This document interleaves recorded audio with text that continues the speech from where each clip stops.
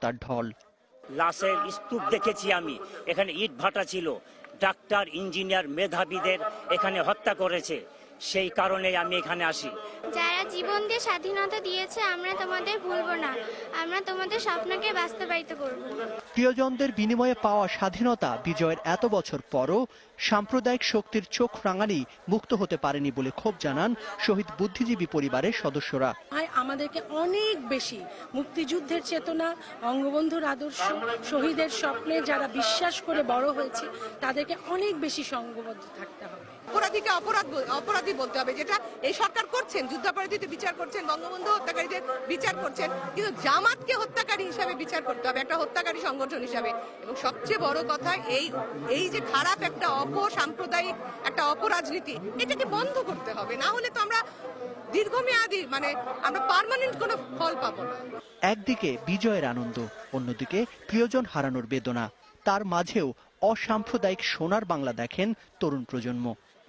এটা ধরার পর আমার গায়ের পর সবসময় একটু হইলেও আমার মনে হয় যে আমি আমার দেশটাকে ধারণ করছি। আমরা চাই না যে এই দেশে স্বাধীনতা বিরোধী কোনো শক্তি আর ৭১-এর পরাজিত শক্তি তারা এই দেশে কোনো রাজনীতিতে থাকুক। আমরা তো চাই একটা আলোকিত বাংলাদেশ গড়ে উঠুক, তো পিছনে আধার যেটা আছে সেটা আমাদেরই উচিত আধারটাকে মিটিয়ে দিয়ে আলোকিত করে তোলা। তাদের ক্ষোভ, জাতির শ্রেষ্ঠ সন্তানদের হত্যাকারীরা আজও ঘুরে বেড়াচ্ছে মুক্তভাবে। যদিও ফাঁসির দড়ির মাধ্যমে শহীদদের রক্তঋণ শোধ করার পথে অনেক দূর এগিয়েছে বাংলাদেশ।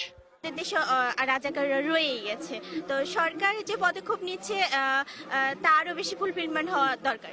আজকে সেই দিনের অবসান ঘটেছে, আমরা সেই জায়গা থেকে ফিরে আসতে পেরেছি এবং আমরা মনে হয় কিছুটা কলঙ্কমুক্ত হয়েছি জাতি হিসেবে। ১৯৭১ সালের ১৪ ডিসেম্বর এই বধ্যভূমিতেই পড়েছিল বাংলার মেধাবী সন্তানদের ক্ষত বিক্ষত লাশ, যাদের রক্তে ভর করেই বাঙালি জাতি পেয়েছে বিজয়ের লাল সবুজ পতাকা। আজ ৪৯